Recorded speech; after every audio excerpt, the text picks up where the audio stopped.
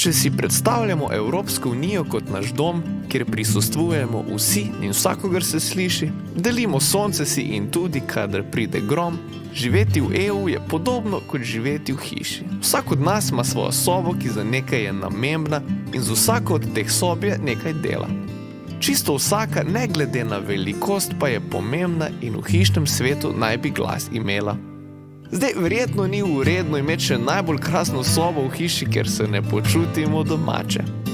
In zato se pogovarjamo, kje, kako in kdo bo iz dneva v dan skrbel, kaj lahko bi bilo drugače.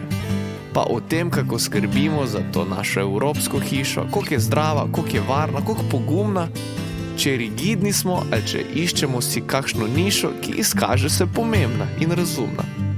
Jaz bi cenil, da bi me sostanovalci spraševali, s čim bi kurili, kak ločovat, imeli komisarja, ki bi poskrbel, da tudi mi, cimri bolj mali, bi dobili sorazmerno dosti denarja. In zato so zdaj volitve, ta sestanek naše hiše, da povemo, kaj bi mi radi imeli, da se naš glas upošteva in zakone nove piše, da vsi v hiši bolje bi živeli.